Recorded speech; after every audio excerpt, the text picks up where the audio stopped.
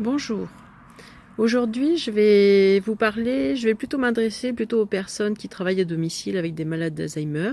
Voilà, souvent on leur demande alors de faire la cuisine ou parfois ils ont un portage de repas à domicile, mais des fois on va leur demander de cuisiner pour les personnes âgées. Donc la première chose qu'il faut se renseigner, c'est en fait connaître les goûts de la personne et ses aversions. Parce qu'en effet, si par exemple vous donnez du maïs à une personne âgée, elle va avoir tendance à vous dire que c'est pour les poules. Donc il y en a qui en mangent, mais d'autres qui risquent de vous répondre que ne sont pas des poules, donc ils ne mangent pas ça. Et puis il faut aussi connaître leurs habitudes alimentaires. Voilà. Quelqu'un qui va manger peu, c'est pas la peine de faire cuire un gros steak. À ce moment-là, l'idéal, c'est de les faire participer et de voir ce qu'ils peuvent manger ou pas avec eux et qu'ils puissent choisir. La première utilité, c'est justement qu'ils soient acteurs et non passifs, parce qu'une personne âgée déjà a tendance à se replier sur elle-même. Donc plus on lui fait des choses, plus elle va avoir du mal ensuite à faire ce qu'elle est capable de faire. Deuxièmement, ça permet aussi de maintenir leur autonomie le plus possible, puisque c'est quand même le but du soignant.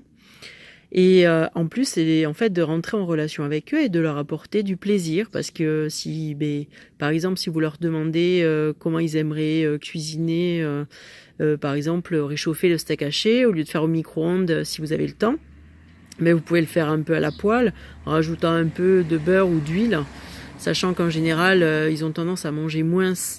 Et donc en fait, rapporter un peu de matière grasse pour les personnes qui ont du mal à manger, ça peut être sympathique. Donc à ce moment-là, leur demander en fait s'ils veulent participer. Donc par exemple, on m'a dit tiens, on m'a dit de vous faire des pommes de terre aujourd'hui, est-ce que vous voulez bien les laver, ou est-ce que vous pouvez aller les chercher, ou est-ce que vous pouvez les couper, les éplucher, voilà. Sachant qu'une personne Alzheimer garde sa mémoire ancienne et garde aussi tous les gestes du quotidien. Donc à ce moment-là, c'est quelque chose qu'ils ont répété toute leur vie et donc ils peuvent participer et ça va ouvrir un peu l'appétit que plutôt d'attendre que quelqu'un leur fasse. Voilà. Donc moi ce que je trouve enrichissant quand on a le temps évidemment, donc ça peut être, si c'est trop long, ça peut être juste tiens, donnez-moi ça, donnez-moi une fourchette, voyez, vous comment vous cuisinez, vous préférez au beurre plutôt qu'à l'huile, hein. Bon mais la prochaine fois je le sais, je ferai comme ça, et vous verrez que peut-être même ils vont pouvoir discuter sur leur vie d'avant, de ce qu'ils faisaient, comment ils préparaient telle chose, ce qu'aimait leur famille, voilà. Donc finalement, premièrement, vous créez une relation avec eux. Deuxièmement, vous maintenez leur capacité.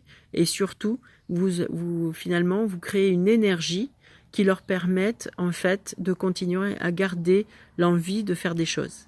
Parce que moins on en fait, moins on a envie d'en faire. Ce qui est logique aussi. Nous, c'est les premiers concernés. Voilà. Donc, j'espère que ça vous sera utile. Merci, au revoir.